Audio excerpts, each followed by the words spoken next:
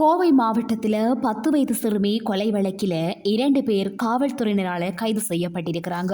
உடனடியாக நடவடிக்கை எடுத்து குற்றத்தில் ஈடுபட்டவர்களுக்கு தண்டனை பெற்றுத்தர வேண்டும் என்று சொல்லி உறவினர்கள் சாலை மறியல் நடத்திய நிலையில தமிழ்நாடு காவல்துறை தலைவர் சந்தீர் ராய் ரத்தோர் இன்று கோவை சென்று சம்பவ இடத்தில் ஆய்வு நடத்தினார். இந்த சம்பவம் தொடர்பாக திமுக, அதிமுக உள்ளிட்ட எதிர்க்கட்சி தலைவர்கள் தாவேக அரசின் மீது விமர்சனங்களை முன்வைத்திருக்கிறாங்க.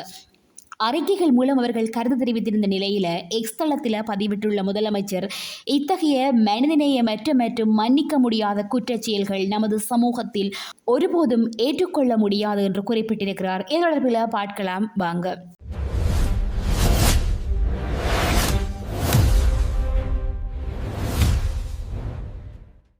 கோவை மாவட்டத்தை சேர்ந்த 10 வயது சிறுமியை காணவில்லை என்று சொல்லி அவருடைய பெற்றோர் கடந்த வியாழக்கிழமை காவல்துறையில் புகார் ஒன்று அளித்திருக்கிறாங்க. இது தொடர்பாக வழக்கு பதிவு செய்த காவல்துறையினர் அந்த பகுதியில் இருந்த கண்காணிப்பு கேமராக்களை ஆய்வு செய்து பார்த்திருக்கிறாங்க. அந்த சிறுமியை 2 இளைஞர்கள் இருசக்கர வாகனத்தில் அழைத்து சென்றது அந்த கேமராவில் பதிவாகி தெரிய வந்திருக்கிறது. இந்நிலையில் நேற்று சிறுமியின் வீட்டிற்கருகே இருந்த ஒரு குளக்கரையில் ஒரு சடலம் இருந்ததை கண்டு பொதுமக்கள் காவல்துறைக்கு தகவல் தெரிவித்திருக்கிறாங்க. சம்பவ இடத்திற்கு சென்ற காவல்துறையினர் இந்த சிறுமியின் உடலை மீட்டு கொண்டு போய் கோவை இஎஸ்ஐ மருத்துவமனைக்கு அனுப்பி வைத்திருக்கிறாங்க. சம்பவ இடத்துல மேற்கு மண்டல ஜிஜி ரம்யபாரதி, மாவட்ட காவல் கண்காணிப்பாளர் பவன்குமார் ரெட்டி ஆகியோர் ஆய்வு செய்தாங்க. மோப்பனாயும் வரவழைக்கப்பட்டது. இந்நிலையில் குற்றவாளிகளுக்கு கடுமையான தண்டனை வழங்க வேண்டும் என்று சொல்லி வலியுறுத்தி சிறுமியின் பெற்றோர் மற்றும் உறவினர்கள் நேற்றிரவு சூலூர் காவல் நிலையம் முன்பாக சாலை மறியல் போராட்டத்தில் ஈடுபட்டாங்க. இந்த போராட்டத்திற்கு ஆதரவாக பல்வேறு தரப்பினரும் களமிறங்கியதால் திருச்சி சாலையில் போக்குவரத்தும் பாதிக்கப்பட்டது. போராட்டத்தில் ஈடுபட்டவர்களுடன் ஜிஜி ரம்யபாரதி நீண்ட நேரம் பேச்சுவார்த்தை நடத்தினர். காவல்துறை அளித்த உறுதிமொழியை அடுத்து போராட்டத்தில் ஈடுபட்டவர்கள் கலைந்து சென்றாங்க.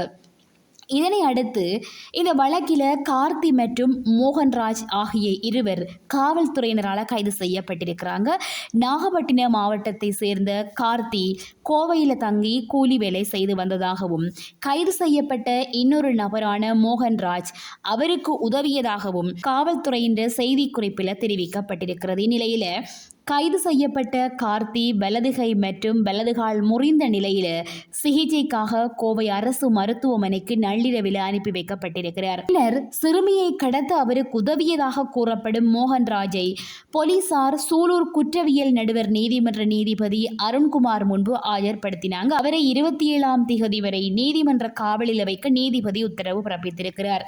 மருத்துவமனையில் சிகிச்சை பெற்று வரும் கார்த்தியை நேரில் சென்று சந்தித்து நீதிபதி அருண்குமார் விசாரணை நடத்தினாராம். காவல்துறை சட்டம் ஒழுங்கு கூடுதல் டிஜிபி மகேஸ்வர தயாள் சூலூர் காவல் நிலையம் வருகை தந்திருக்கிறார். அத்தோடு சம்பவம் நடைபெற்ற இடத்திலும் நேரில் சென்று ஆய்வு மேற்கொண்டிருக்கிறார்.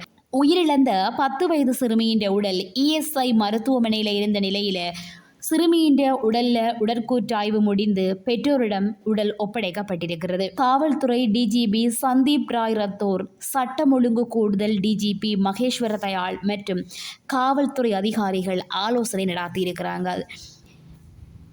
கோவை இஎஸ் மருத்துவமனைக்கு நேரில் சென்று பிற்படுத்தப்பட்டோர் நலத்துறை அமைச்சர் சம்பத்குமார் உயிரிழந்த சிறுமியின் குடும்பத்திற்கு ஆதரவு தெரிவித்திருக்கிறாராம். அதற்கு பிறகு அவர் செய்தியாளர்களை சந்தித்திருக்கிறார்.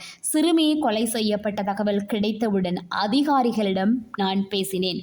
காவல்துறையினர் துரிதமாக செயல்பட்டு குற்றவாளிகளை கைது செய்திருக்கிறாங்க. இந்த வழக்கு விசாரணை துரிதப்படுத்தப்படும். உடனடியாக குற்றப்பத்திரிகை தாக்கல் செய்ய வேண்டும் என கேட்டிருக்கிறேன்.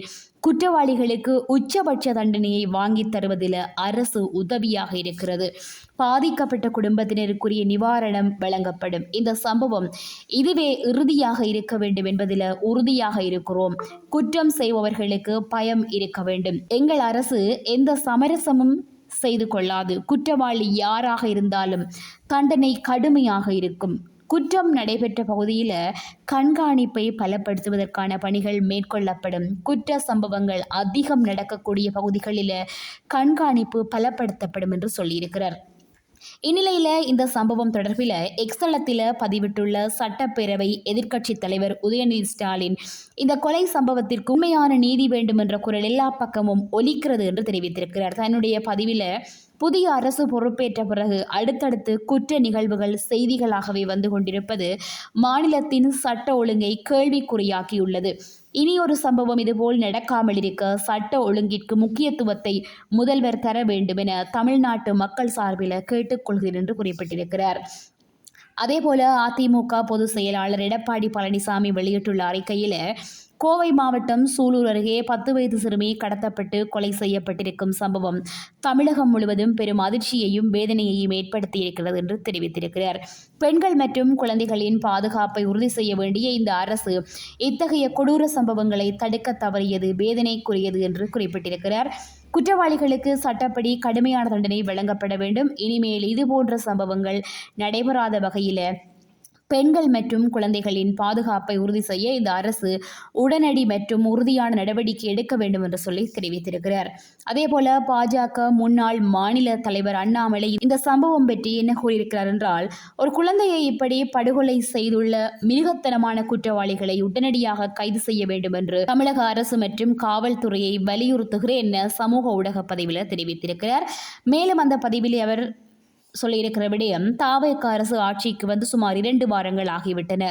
பதவியேற்பு வைபவங்களுக்கு மத்தியில் முதலமைச்சர் விஜய் பெண்கள் மற்றும் குழந்தைகளுக்கான பாதுகாப்பு தொடர்பில் தீவிரமான நடவடிக்கைகளை உடனடியாக எடுக்க வேண்டிய சூழலில் இருப்பதை நினைவில் கொள்ள வேண்டும் என்றும் சொல்லியிருக்கிறார். இந்நிலையில் முதலமைச்சர் விஜய் தன்னுடைய எக்ஸ் பதிவில் குறித்த சம்பவம் தொடர்பில் தீவிர மற்றும் விரிவான விசாரணை மேற்கொண்டு குற்றப்பத்திரிகையை உடனடியாக தாக்கல் செய்ய தேவையான அனைத்து நடவடிக்கைகளையும் மேற்கொள்ள காவல்துறைக்கு உத்தரவிட்டுள்ளேன்.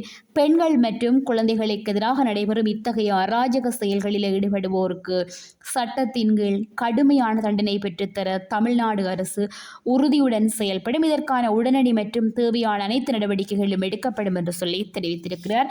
உயிரிழந்த சிறுமியின் மரணத்திற்கு உண்மையான நீதி கிடைக்க வேண்டும். அதுபோல குற்றவாளிகளுக்கும் சரியான தண்டனை கிடைக்கப்பட வேண்டும். இந்த காணொலி உங்களுக்கு பிடிச்சிருந்தா சப்ஸ்கிரைப் பண்ணிக்கொள்ளுங்க.